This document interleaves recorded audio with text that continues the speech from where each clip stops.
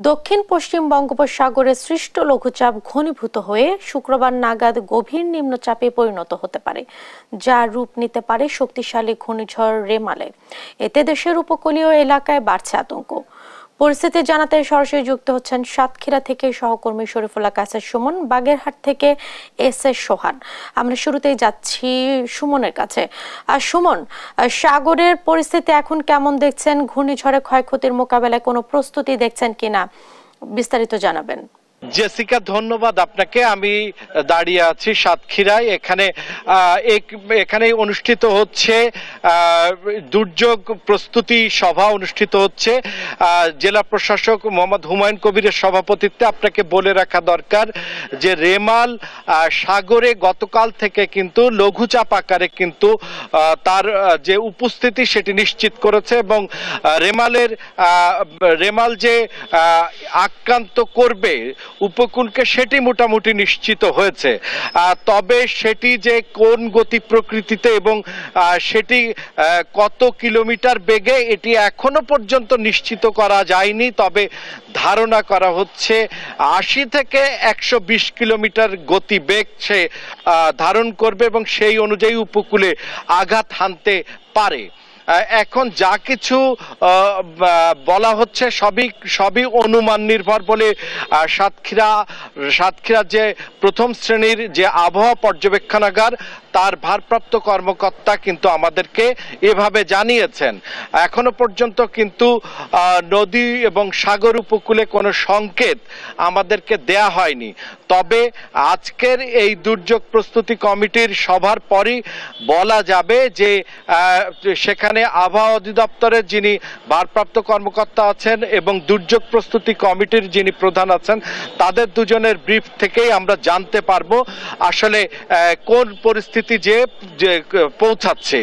আপনাকে বলে রাখা দরকার যে এখানে কিন্তু প্রাথমিকভাবে 4 শতাধিক শিক্ষা প্রতিষ্ঠান এবং একই সাথে সাইক্লোন শেল্টারকে কিন্তু প্রস্তুত রাখা হয়েছে। এখানে কিন্তু 5 সহস্রাধিক যারা স্বেচ্ছাসেবক তাদেরও কিন্তু প্রস্তুত করা হয়েছে রেড ক্রিসেন্ট সোসাইটি সহ বিভিন্ন এনজিও সহ স্বেচ্ছাসেবীদেরকে কিন্তু প্রস্তুত করা হয়েছে। আর আবহাওয়া অধিদপ্তরের এই যে সংকেত এবং সার্বিক পরিস্থিতি আমরা 1 ঘন্টার মধ্যেই আমরা আশা রাখছি যে আমরা বিস্তারিত জানতে পারবো এবং বিস্তারিত জানা মাত্রই নিশ্চয়ই আমরা জেসিকা আপনার মাধ্যমে আবারও সেটি আমরা উপকূলবাসীর জন্য, দেশবাসীর জন্য আমরা সেটি আবার আপনার মাধ্যমে জানাতে সক্ষম হব।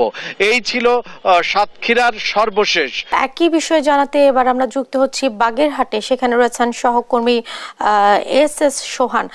সোহান, ঘূর্ণিঝড়ে ক্ষয়ক্ষতি মোকাবেলায় কোনো প্রস্তুতি দেখছেন কিনা? সাগরের পরিস্থিতি এখন কেমন দেখছেন?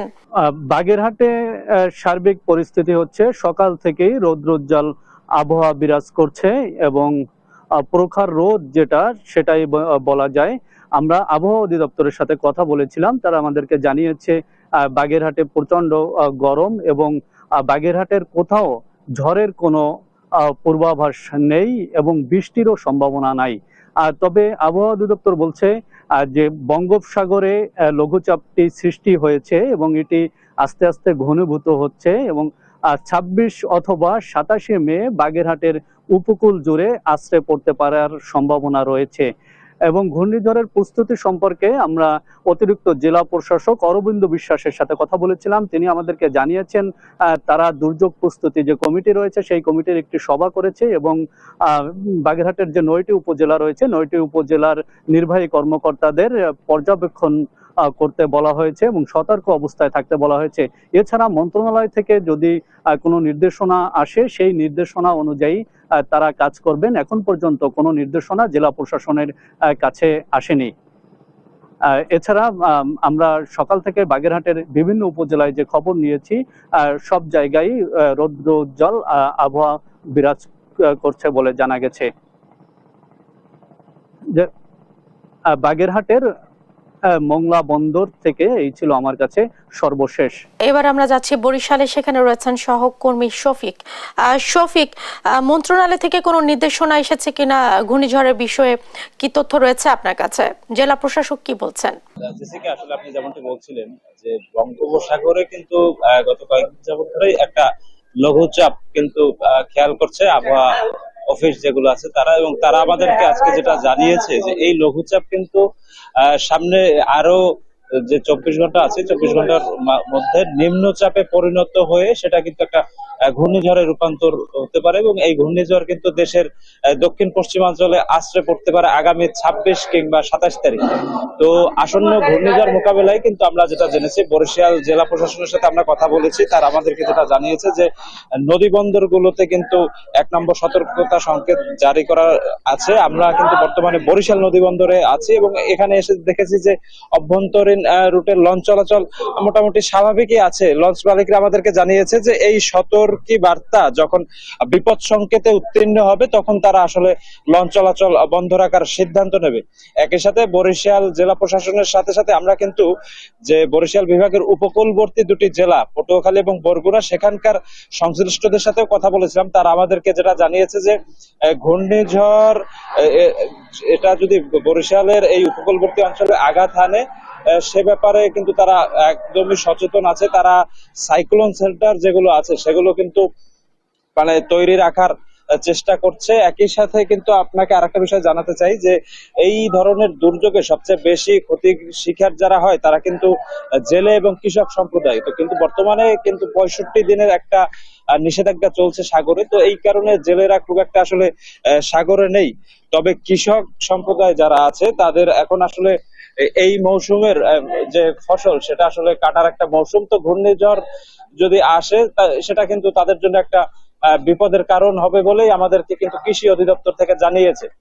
বরিশালের আবহাওয়া যদি আমি একটু পর্যালোচনা করি, গতকাল থেকেই কিন্তু একটু খন্ড খন্ড মেঘ দেখা গেছে, কখনো একটু গুঁড়ো গুঁড়ো বৃষ্টি দেখা গেছে, আবার হঠাৎ হঠাৎ কিন্তু খুব উত্তাপ ছড়ানো গরমও কিন্তু এই অঞ্চলের মানুষ লক্ষ্য করেছে। তো এই যে সার্বিক ব্যাপারটা, এটা আমাদেরকে যে স্থানীয় আবহাওয়াবিদ যারা আছেন তাদের সাথে কথা হয়েছে, তারা বলেছে যে ঘূর্ণিঝড়ের প্রাক মুহূর্তে কিন্তু আবহাওয়ার অবস্থাটা অনেকটা এরকমই হয়। তো যদি আগামী 26 তারিখ যে ঘূর্ণিঝড় সেটা যদি আছড়ে পড়ে বরিশালে, তবে আসলে একটা ক্ষয়ক্ষতির সম্ভাবনাই আছে। আমরা আরো যেটা জানতে পেরেছি যে এই যে আসন্ন যে ঘূর্ণিঝড়, সেই ঘূর্ণিঝড়ের নাম কিন্তু রাখা হয়েছে রোমেল। এটা একটি ওমান ওমান যে দেশ, সেই দেশের আঞ্চলিক ভাষার একটি শব্দ, এবং সেই শব্দের শাব্দিক অর্থ হচ্ছে সমুদ্র তীরের বালু। এই যে আসলে আসন্ন ঘূর্ণিঝড়, সেই ঘূর্ণিঝড়ের ব্যাপারে বরিশাল জেলা প্রশাসন, পটুয়াখালী এবং বরগুনা এই দুই জেলা প্রশাসন সহ আশেপাশের যে জেলাগুলো আছে সেই জেলার সংশ্লিষ্ট সবাইকে নিয়েই কিন্তু বিভাগীয় পর্যায়ের যে প্রশাসন আছে তাদের সভা হয়েছে। তারা কিন্তু সকলকেই আসলে আসন্ন যে ঘূর্ণিঝড় সে ব্যাপারে আসলে প্রস্তুতি নিতে বলেছে। আবহাওয়া আসলে পর্যালোচনা চলছে। এটা আসলে পর্যালোচনার শেষে যখনই আসলে একটা দুর্যোগ আসন্ন থাকবে, যখন ঘূর্ণিঝড়ের একটা আসার সম্ভাবনা তৈরি হবে, একই সাথে এই যে সতর্ক বার্তা যেটা আবহাওয়া দপ্তর থেকে দেয়া আছে সেটা যখন আসলে বিপদ সংকেতে রূপান্তরিত হবে, তখন কিন্তু তারা একীভূত ভাবে সমন্বিত ভাবেই আসলে এই দুর্যোগ মোকাবেলায় ঝাঁপিয়ে পড়বে বলে আমাদেরকে নিশ্চয়তা দিয়েছে। একই সাথে যদি ঘূর্ণিঝড় সংঘটিত হয় তো তার পরবর্তী সময়ে যে উদ্ধার কাজ আছে সেই ব্যাপারে কিন্তু যারা স্বেচ্ছাসেবী তাদেরকে নিয়েও কিন্তু আলোচনা চলছে যে যদি ঘূর্ণিঝড় হয় তো পরবর্তী দুর্যোগ মোকাবেলার জন্য তাদের যে সহায়তা লাগবে সে ব্যাপারে কিন্তু সভা চলছে।